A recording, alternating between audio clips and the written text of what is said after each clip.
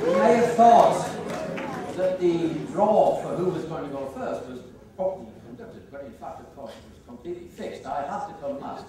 Because when I start playing this, boy, will this place clear quickly. Joshua Bell, famous violinist, recently, about a year ago, busked outside New York subway for about 2 hours. He made $12. I'm expecting to make much more when I pass the hat around at the end. Isaac Newton, he was barking mad, but never mind, that's by the by. He gave us our modern picture of how the universe works. Better than mine.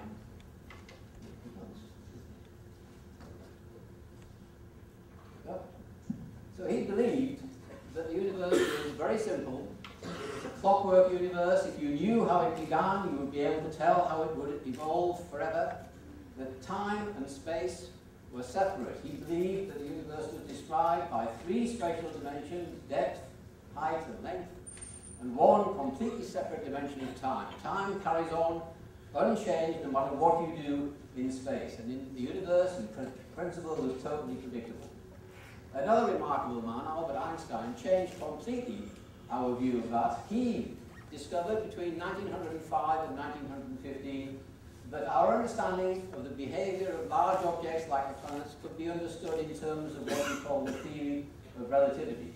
That theory has Einstein's view that space and time are intimately connected. He overturned the Newtonian view of how the universe worked, and relativity was born. We are facing a new revolution, a revolution to do with strings. He failed in his quest to unify all the laws of physics in one simple and beautiful theory. He tried for 30 years and he failed. Are we on the verge of a new revolution which will finally succeed where Einstein failed? There he is with string theory, slightly different, which we'll demonstrate later. He felt uncomfortable with the fact that our universe is deeply uncertain. Quantum mechanics, our understanding of the theory of the atom, which he was the founding father of, tells us that the universe is random at a fundamental level. Einstein famously said he didn't believe that God played dice with the universe. If you've ever listened to a Geiger counter clicking, the clicks as they arrive are random. Each one corresponds to the decay of an atom. It happens randomly. The universe is deeply uncertain. Einstein hankered after the clockwork universe that had been put in place by Newton.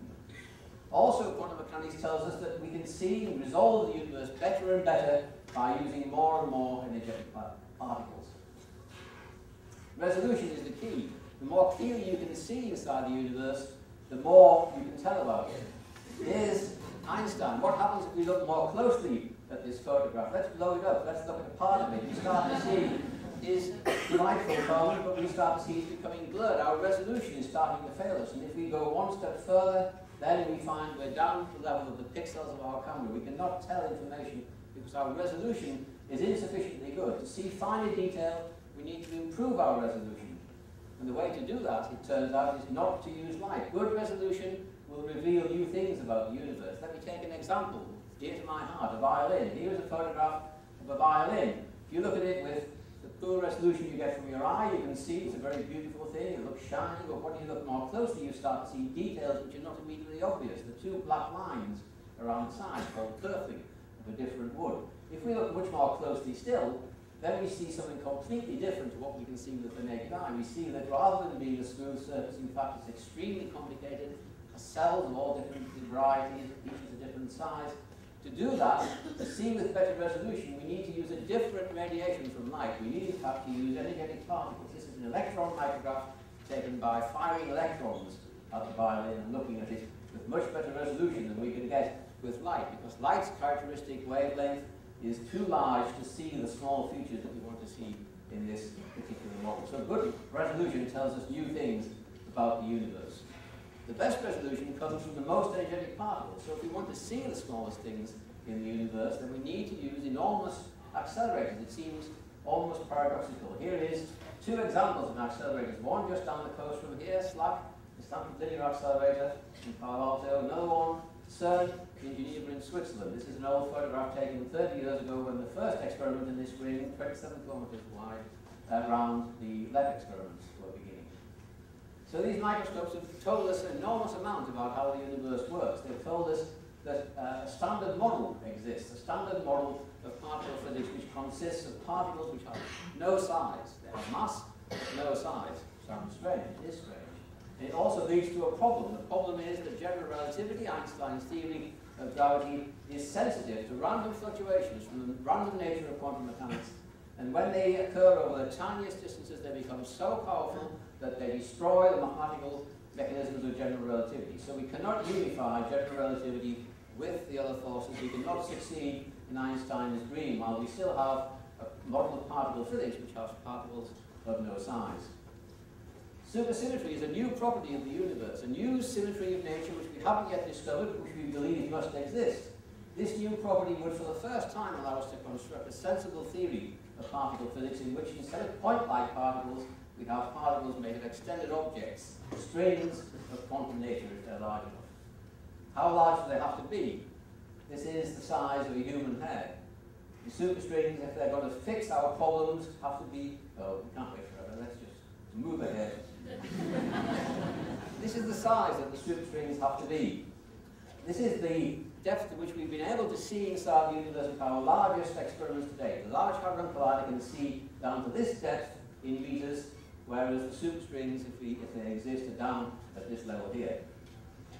If we can do that, then superstrings can allow us to unify gravity with all the other forces and finally then achieve what Einstein wished to. Now, all of these superstrings can be considered to be harmonics of how the string vibrates. Let's use an example of a vibrating string. I have one here. When we vibrate the string at the right level, it will sing. Away, it goes all squeaky. But right here, when we hit the harmonic, it sings beautifully. That's the natural frequency of vibration of the string of a violin. Similarly, the superstrings have a natural frequency of vibration, and since the fact there are only a small number of natural frequencies, we can use that to reproduce all the particles inside the standard model. Sadly, like everything else in life, quantum physics tells us there's no such thing as a free lunch. And what we have to pay is that superstring theories only work in a universe which has 10 or possibly 11 dimensions. So how can it be that we can have a universe which has 6 extra dimensions which we've not been able to see until now? And why should there be 10 or 11 dimensions anyway? Well, there are some things in physics where you can't explain by waving your hands or showing pretty pictures. You have to instead solve the equation. So here is a photograph of me solving the superstring equation. As they say, if you believe that, you believe anything. I'm not smart enough to solve the equation, but nevertheless, when you do solve them, you find that the only way you get sensible answers is if the universe has 10 or 11 dimensions. And then, in that particular situation, not only are the answers sensible, they're exactly the same as the answers we get when we calculate our old standard model of point-like particles. So that's why we need 10 or 11 dimensions. The mathematics tells us. The extra dimensions, however, can't be the same as the dimensions we're familiar with, otherwise we'd see them, we'd know the universe had extra dimensions. So they must be different, they must be curled up with an incredibly tight twist, so tight their size must be similar to that tiny size I showed you before of the superstring. So what shape do these dimensions have? Well, it's pretty difficult to draw 6 dimensions on a 2-dimensional surface, so this is an artist's impression of how these things look. They're incredibly complicated mathematical structures called Calabi-Yau manifolds, and our picture of the universe is it's filled with these extra dimensions, and the superstrings sail through them and feel their forces, whereas we can't see them because they're so tiny. So there's the size of the superstring compared to the size of these extra dimensions. We can see extra dimensions in our own familiar objects. Remember the violin? This violin, when we expand it, we see that these areas here are not only extremely complicated, they hide an extra dimension. These are holes. So these holes, an extra dimension can go down into these holes, what seem to be a very flat 2-dimensional surface actually has holes in it, so it can go down into a 3rd dimension which is hidden until we look at it with the appropriate resolution. So even in our own lives, we can hide dimensions in a particular way. How can we actually make experimental observations of this? We can use the Large Hadron Collider at CERN. Experiments are being built around it. This is the early stages of some of those experiments. This is to give you an idea of the scale of the Large Hadron Collider. There's a person, the yellow path around the center of this device, now completely filled with very complicated detectors, as Marcel described to you. The magnets which bend the particles around in a circle are incredibly complicated feats of engineering. They run at superconducting temperatures just above absolute zero, where the material has no resistance and where particles can bend with incredible precision. So what might we find at the LHC? Almost certainly something much more exciting than anything we've thought of before, but we have some idea that if supersymmetry exists, we will see new particles. If we don't see these new particles, then the superstrings are very unlikely to be our fundamental theory of the universe. If they exist and collide at the Large Hadron Collider, they may well form mini black holes. Black holes very similar to the ones at the centre of our galaxy. However, they won't suck us into them, unfortunately. Rather, they'll evaporate, rather like what happens when you drop a drop of water onto a hot plate.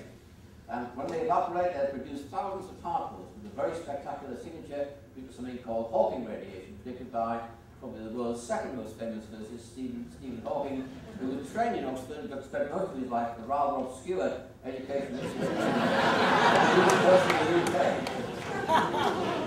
There are the evaporated black holes and the signals that we would see in our detectors. So what have we seen from the data from the LHC? The black points represent the data from the LHC. The line represents the prediction of our standard model. You can see that the points really do fit to the line, so there's no indication that the standard model is not correct. If we were producing mini black holes, then we would get events following these lines here, depending on the mass. So we don't see any signal yet for black holes, but watch this space. As we see more and more data, we may well be able to see black holes. So to summarize, on the thread of extra dimensions, where do we stand?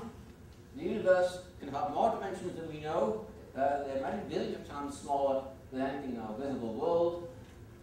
Gravity can be unified, and we can have a very beautiful theory, but there's not one jot or tittle of evidence to suggest that that's true, and if not, it's back to the drawing board for a new theory. Any one of our dimensions will tell us, time will tell us, and perhaps the LHC, what is correct.